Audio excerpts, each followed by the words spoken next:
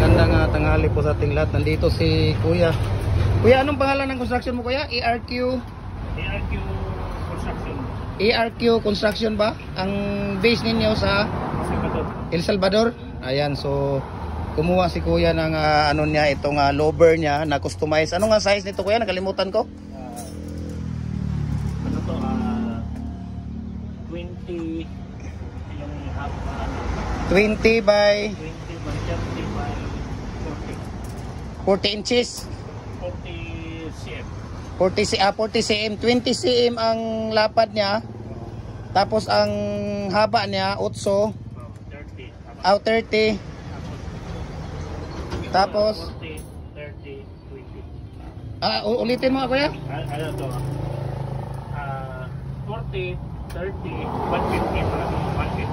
150. Hindi kunin mo nga yung ano mo. Ayan yung ERQ construction.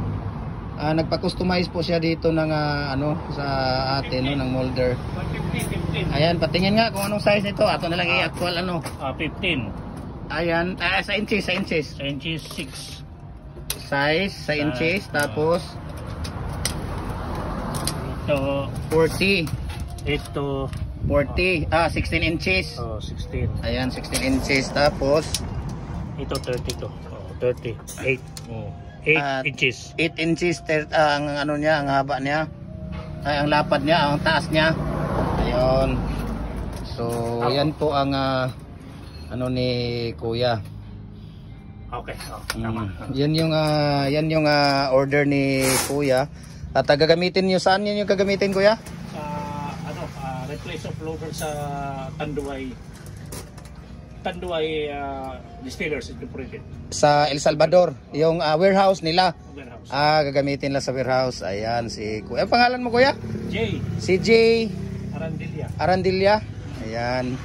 Si Kuya J. So dito po sila para kukuhanin po niya yung loader nila. So ilang linggo ka naghintay nito, Kuya? 2 weeks. 2 weeks?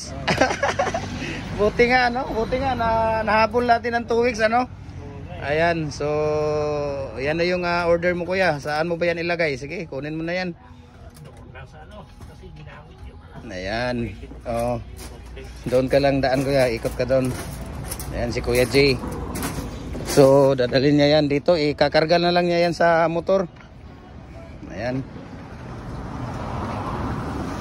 ERQ Enterprises. Ayan. So PM lang kayo sa... Mayroon naman kayong Facebook page, Kuya, sa ERQ, di ba? Mayroon kayong ano?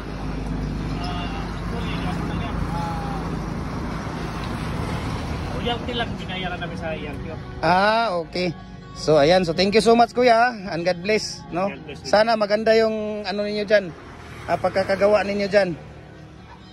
I mean yung gumagawa, no? Ayan, so thank you so much kay Kuya G at saka sa ERQ Enterprises for trusting Jim Hardware and Kuko Lumber and Concrete Products, Balulang Brands. Jim Hardware and Kuko Lumber and Concrete Products, Kanituan Brands.